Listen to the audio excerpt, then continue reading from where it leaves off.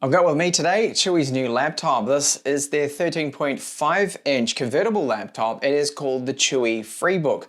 So it is powered by the 11th gen Celeron 5100. That's a quad core, a 6-watt part. It's paired up with 8 gigabytes of RAM that is in dual channel. It does have a 256 gigabyte PCIe. That's an NVMe drive that you can upgrade. But also inside, when I took a look at the motherboard, you can install an additional M.2 SATA 3 drive. The screen on it is the highlight, that it is a touch screen, and the 13.5 inches and 3:2 aspect ratio is good to have in a laptop like this. And it also does support a stylus, which is the Chuwi HiPen H7 that I'll be covering in this review. So the lid here made out of alloy. It's a 6000 series one, so slightly harder, not as soft as some of the alloys we've seen before used by them. It has this matte grey paint job. I think it looks really good. The Chuwi logo here, this is not a sticker, so you can't unfortunately remove it. It's actually recessed, it's set into the alloy on the top, so you can't just remove it, pick it, take it right out, unfortunately not. So the hinge does feel very good on this. It's a new design hinge from them, and of course 360 degrees, so you're able to flip it around. You can use it in a presentation mode, as you can see now. The tent mode, use it as a tablet, a rather bulky, heavy 13.5-inch tablet, by the way, which would weigh almost 1.4 kilos. And then, of course, as a normal laptop. Then our keyboard and our touchpad. So touchpad plastic surface, palm rest plastic surface too. We do have just above the keyboard 2 little speakers. There are 4 in total. This keyboard is great to type on. So it's a full-size keyboard. We've got function for all of our media controls, brightness, volume. We do have insert, delete, home, page, up and down, end keys are all there. Print screen is there. Full-size arrow keys. It is a typical Chuwi backlit keyboard, and that means that it's a good keyboard. They're quite good with their keyboards. I find it's great to type on. There is no flex pressing down here in the middle because there is a metal backing behind the keyboard. So it's about 1.5 millimeters of travel, pretty standard, about 1.6. And then the touchpad, very large. I find gestures work well. Accuracy is good. Overall, a great touchpad, a good keyboard, and the keyboard is backlit. So here is the first level, which is the lower level, and now the maximum brightness on the backlit keyboard, evenly distributed, no problems there. So great combination of keyboard, touchpad. So the thickness of this laptop is approximately 18 millimeters here. So it's not super thin, but not bad for a convertible. We have a status LED. Now this first Type-C port here is USB data. So that's USB 3.0 spec. And then it does support charging, which is Chuwi's ohm charger, not power delivery. But this port is, okay? So this second one here is the full spec Type-C port. This supports video, so 4K 60, USB 3.0 data, and then power delivery 2.0. We have our power button, which is made out of plastic. So this side here is plastic, the bottom is metal, and a status LED right here. There is a speaker built in here, which is 1 of 4 in total.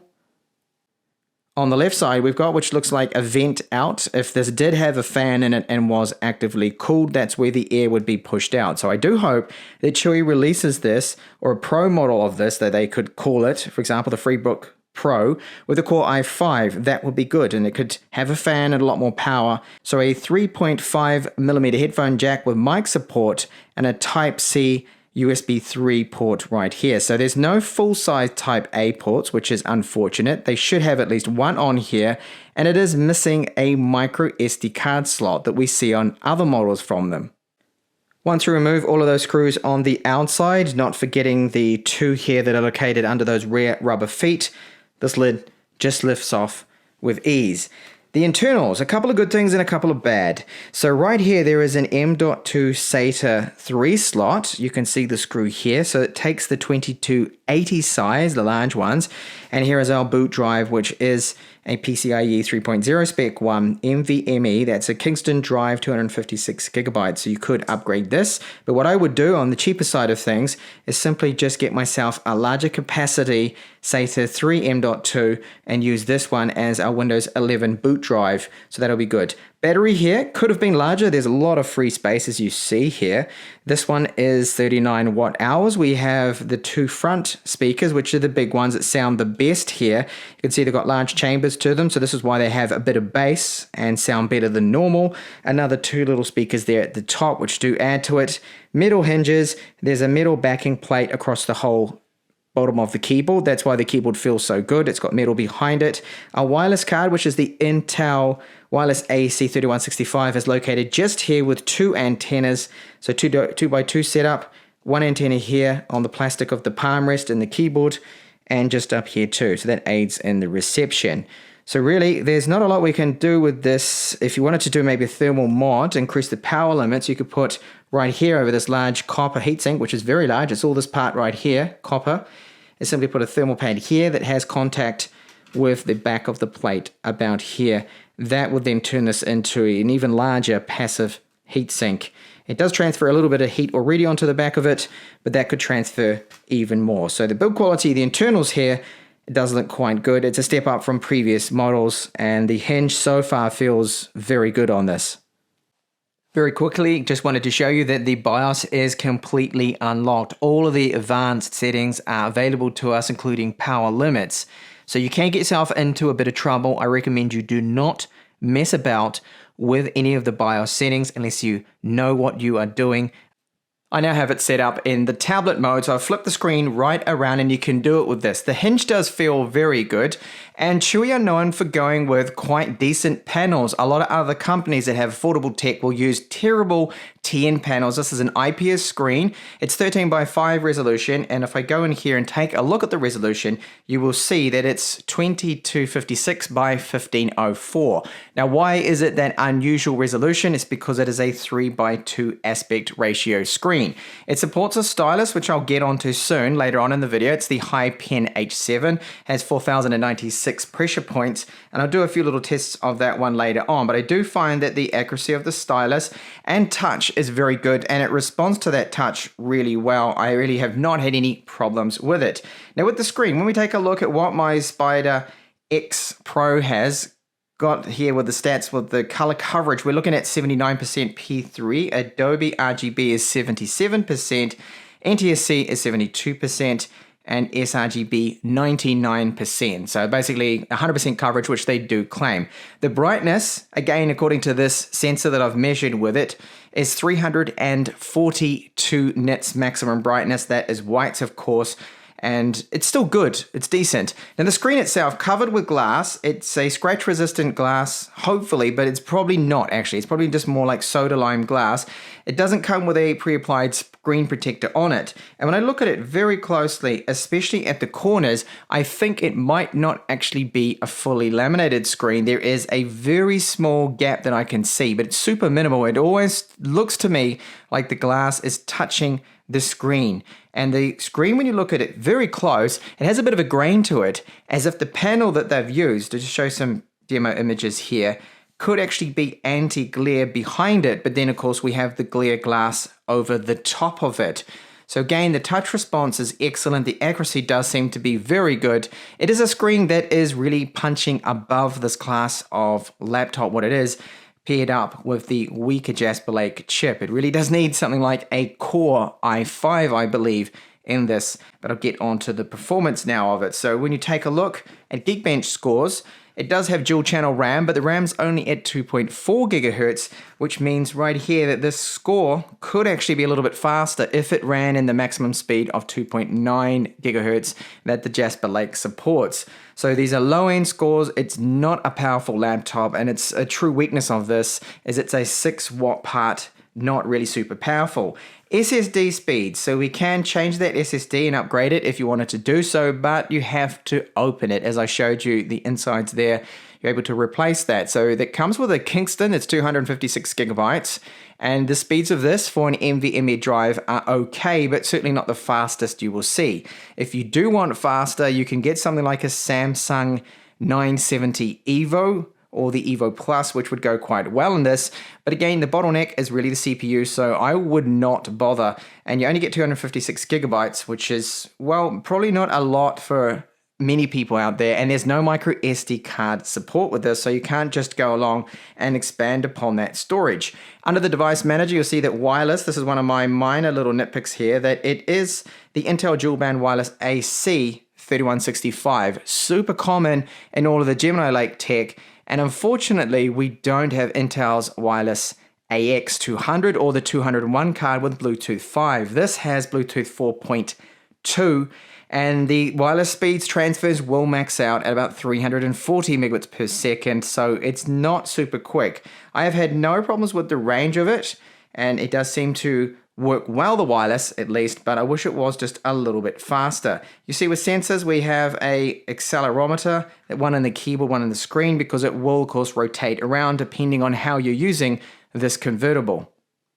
Sample of the webcam now. So it's an HD webcam and it has a microphone on the underside of this laptop. So when you type on the keyboard, as you can hear, unfortunately, we do get a lot of feedback coming through. So you probably want to use an external cam. This camera quality is okay, the frame rate, but it does look quite grainy. It's still a lot better than what I saw in the B-Max Y11 Plus, however. Then our Stylus, you can use this and it's an optional extra that you do have to pay for, of course. So the Stylus does have two buttons. It's Wacom powered, the tech that's in this. And you can see that I'm just triggering a few things off here in the background. I've accidentally touched the screen.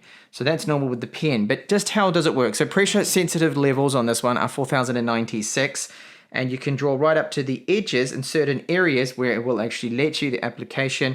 And straight lines here, you can see there is a tiny bit of lag, but it isn't too bad. Now pressure sensitivity, I'll start out here just very lightly drawing and then press slightly harder. You can see that the line is getting thicker. Now the nib on the end of it is rubber or a rubberish plastic material, and they do give you an additional spare tip that you can remove. There's a tool to included.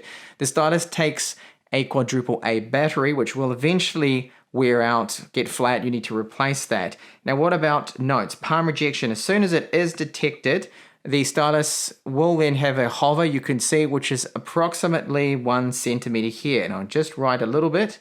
I find that the Stylus is not actually that bad, and the palm rejection's working quite well. So in an app like this one, Bamboo, it is very quick. I've got my messy handwriting there. So it could be used for jotting down notes. Now, I wouldn't call this exceptional Stylus performance, but I think it is adequate, and you do have those pressure levels, the palm rejection, the hover, and it works right up to the edges. Well, there I can't because it thinks I want to select one of those tools right here. So using the button, I can press the first button there and go along and just erase everything with this app. So app support for it. And it is great that it is using Wacom tech. So Wacom, they've been around for a very long time when it comes to stylus tech. And I do think this has to be an above average pen from what I've been testing on a lot of these more affordable laptops and tablets and things. This one is certainly one of the better ones for these lighter applications like this. Now my Chrome test, I'm going to be using touch, and I've already just searched this. This is cats. And I'm going to now just to proceed to open up a lot of different tabs, including some videos, and we'll see just how long it's going to take for all this to cache and load in, because I do believe it is one of the quicker Jasper Lake laptops that I have been testing out recently here in the channel. So that's a lot of tabs open. You can see still things are loading in. All right, and if I do look at my CPU use, you'll see that yes, the CPU has hit 100% there. It's under full load. Things are loading in a little bit, so you could say it's choking a bit, but it's not bad. Okay, a little bit of slowdown there. Let's go through these other tabs. So some of those are still loading. Reasonably quick. Swapping between all of these tabs now, look at how fast and fluid this is. So it's not bogging down, it's not looking laggy. We've got a video going here in the background, but I do want to test out 4K 60 demo, and this will probably end up dropping a few frames. So let's take a look. There's an LG one here. Okay, it's already in 4K. I shall enable these stats. Okay, there we go. Stats are on. Full screen this. And you can see it's dropped 23 frames per second, 36 now. And it has now stabilized. So that is good. No additional drop frames. Okay, just one there. But looking very good considering that it's 4K 60 streaming in Chrome, YouTube.